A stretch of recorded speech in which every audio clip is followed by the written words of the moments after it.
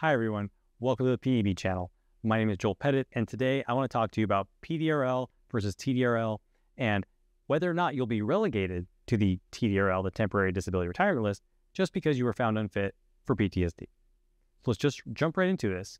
And first I want to talk to you about two rules. One, a global rule, and one, a local rule, meaning one applies to everybody no matter what, and one applies to people with mental health issues only.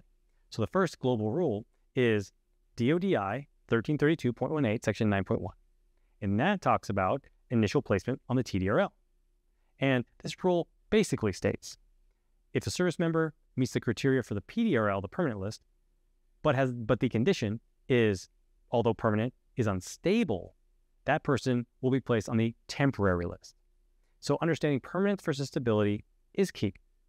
The second part of that rule talks about the analysis for how to determine whether a condition is stable. The condition will be considered stable so long as the preponderance of the medical evidence indicates that the severity of that condition probably will not change in the next 3 years to either increase or decrease the disability percentage awarded.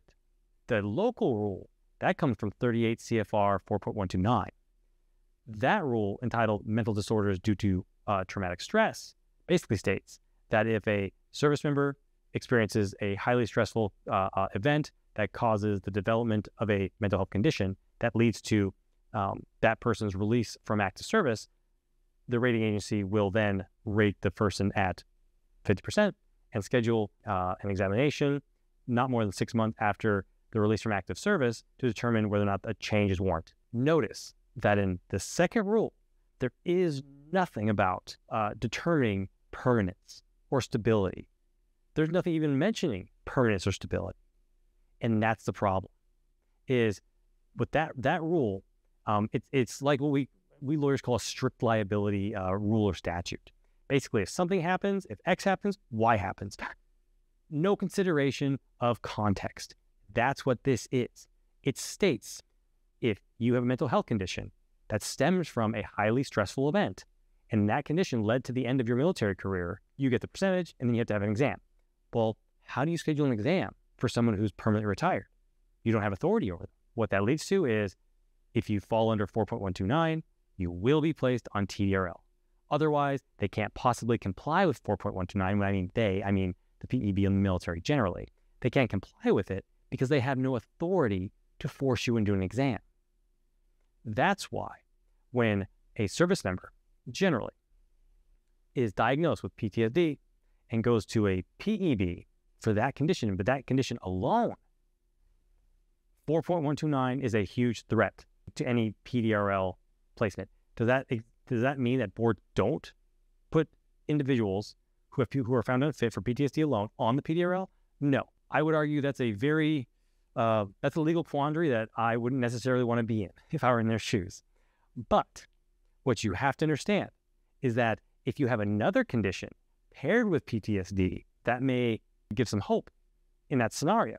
Because if it's, let's say, a lower back condition that would have ended your military career, well, does 4.129 really apply? Does it? Because 4.129 says if the mental health condition led to the release from active service. So there's not a verbiage there saying if it's the only reason it led to the end of your military career. It just says led to the end. Well, if you have multiple independent conditions, one would argue it didn't necessarily. It was just one of the reasons.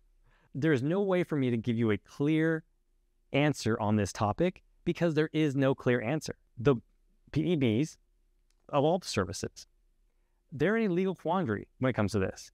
Not because they created it, but because it's written this way. So I do not envy them in that regard.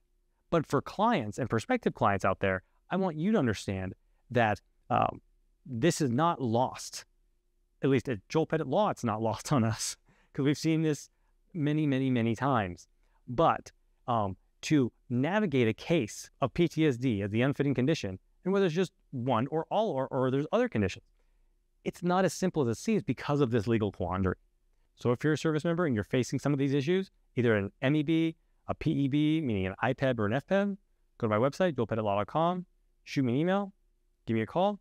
Would love to speak to you about your case. And if you'd like to see more of my videos, you have other questions, click right here. Otherwise, thanks for watching, everybody, and have a great day.